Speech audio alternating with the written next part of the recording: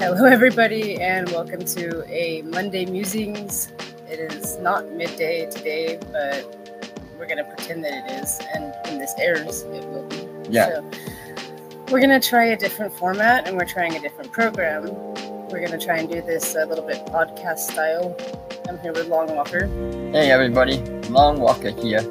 He's going to do voiceovers and strange accents, apparently. But that way we can just not worry about what we look like, and we can just talk openly. Focus on the content. Yeah, focus on the content and talk openly about what we found. So today we're going to be going over what is this? Pro versus anti-abortion. But where from? It's from Jubilee. Yeah. Right, yeah. So this is kind of just a test in many ways, because I don't know if this is going to get taken down or not. Yeah, I know. Yeah, this is from Teens. This is a Teens view on the pro versus anti-abortion. It's a middle ground from Jubilee. So let's get it going. I've probably only got 5 minutes before we have to end it anyway. Step forward if you agree with the prompt. I have had unprotected sex. Okay, you notice that none of the guys step forward. Right. I mean, that shows you something. Yeah. It's a societal contagion. You know? It is. It's pressure for women to feel like they are empowered and in control of their bodies and all of this, and so they give it away at the drop of a hat. And this is like high school students, by the looks of it. Yeah, you notice that. I mean, a lot of them, it's like, oh yeah, I've had S3X with my partner, and it's like they have to mention that, and they have to be like it's a badge. Right.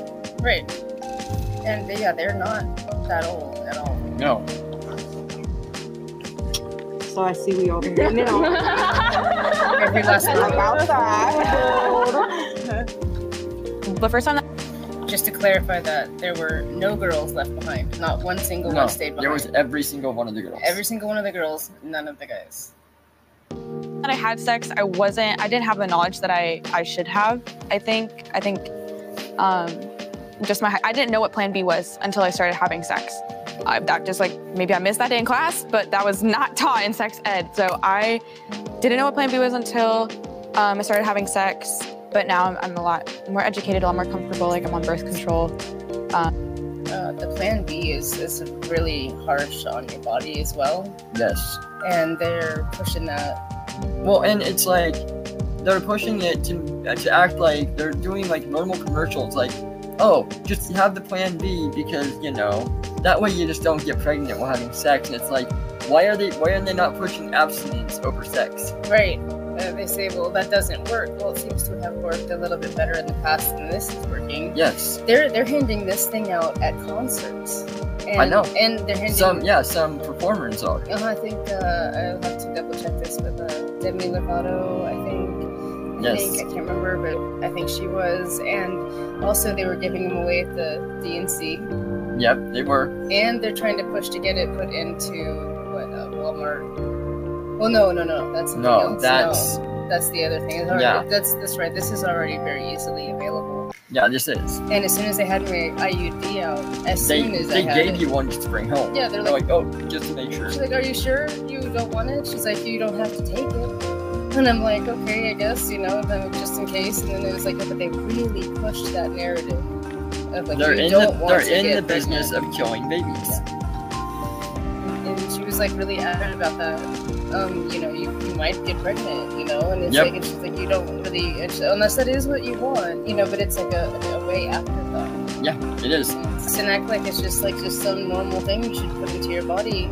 I know. On your live, I tried to show the side effects and stuff. And we're going to have more of this, I'm sure, in the weeks to come. I think when we talk about birth control, that'd be a perfect time to do it, because it is not some easy thing. It wreaks havoc on your uterus and everything. It does. And it's like, oh, so okay, so you can just go have unprotected sex because you got exactly. Just go do it. You have an option for afterwards, just in case. Yeah. Good. Isn't that when that doesn't work? Oh, just come on in. We'll take care of you. Exactly. obviously, like, birth control isn't always effective, isn't always accessible. So I understand, like, my privilege in that. Well, the first time that I had unprotected sex was a couple months ago with my fiance. We're both adults, and we were in a... This person's name is Ayala. She's an anti-abortion person. The other one, I didn't catch her name, but she was pro-abortion, right? I've always said yes. real period of grief because I had just had a miscarriage, I think about a month before, after we'd had protected sex. The first time that I had unprotected sex. This is Constance. She also takes the anti-abortion stance. Was unprotected. Unprotected sex was with the person that I am currently married to. We got married straight out of high school. I was 18. It was like a week after I graduated. And we're really happy together. And we love the idea of having a child, you know. Currently pregnant right now. Heck yeah! That's, you know.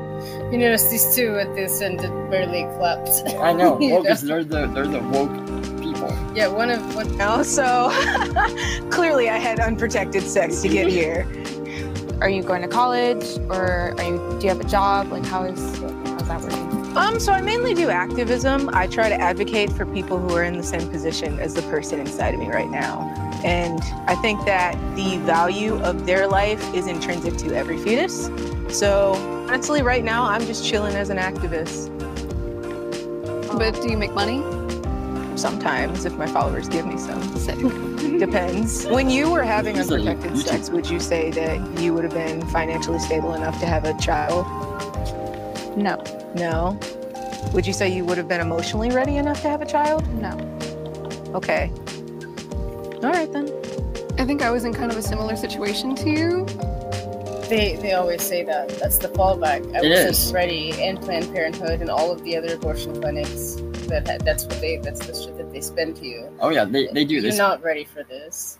But at the same time, so the baby's ready for you to end its life? Right. I mean, you just never know. And I like how they call it a fetus. It's not a fetus, it's a baby. A fetus in Greek means offspring. Yeah. That's it.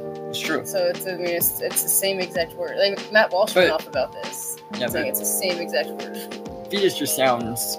It sounds more scientific. Yeah, it sounds like it's a different thing. Yes. You know, and I think that's the whole point. They try anything they can to dehumanize. Exactly. But it's like then they say it's a clump of cells. Yes. You know, it's like that narrative doesn't spin anymore. But yeah, going back to what she originally said, she was like, I'm not emotionally ready, I'm not financially ready. I know. You don't know. No, and they always fall back on that. It's like, oh, I wasn't. I know I wasn't.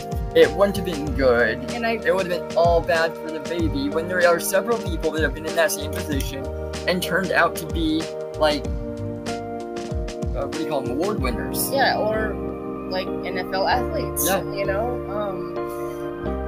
I mean, we wouldn't be here if somebody had chosen that. Yeah. You know, so it's like you just don't know. You don't know what you're capable of. You don't know what you'd be inspired to do and exactly. You know, and I freaking said that from the age of 19, probably all the way past 29. Yes. Saying that the same thing. I believed it. That, you know, just wouldn't have been a good thing. It wasn't the right time. Because they push that on. Yeah. I mean, they've got the mental game down. Yeah, and like I said, they really solidified that in the clinic, and I'm thinking, well, you know, these are professionals, it's a medical place, yeah, they're honest and they seem compassionate, so it's like, yeah, why shouldn't I believe them? You know, exactly. My mother tried to tell me that I couldn't even take care of myself, let alone a child, so how I was going to take care of a child. Yeah. And it's like, I mean, we would have. You know, so I mean, I believed that lie for many, many years. Yeah. And it hurts more when you realize that you were snowed and that it could have been different. Yeah, like I said, my only saving grace is in our religion believing in reincarnation. Yes, for sure. But if I was a Christian, or remember the other one that I can't remember I told you about, but I guess it was Catholicism. Yes. They, you know, they think that the babies are in limbo and that they'll never ever have a chance to be born again. I mean, I can't imagine. I was just gonna say that I can't imagine. That feeling, that guilt. No. But I think it's a good place to stop. getting dark Okay. outside.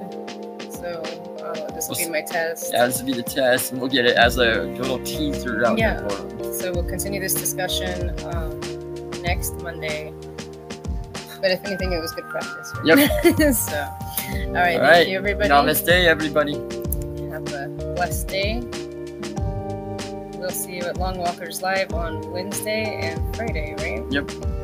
And don't forget to check out Wolf Boy Productions for all of your gaming entertainment reactions and some cool little spiritual tidbits thrown in there. Yes. Have a great day, everybody. Namaste.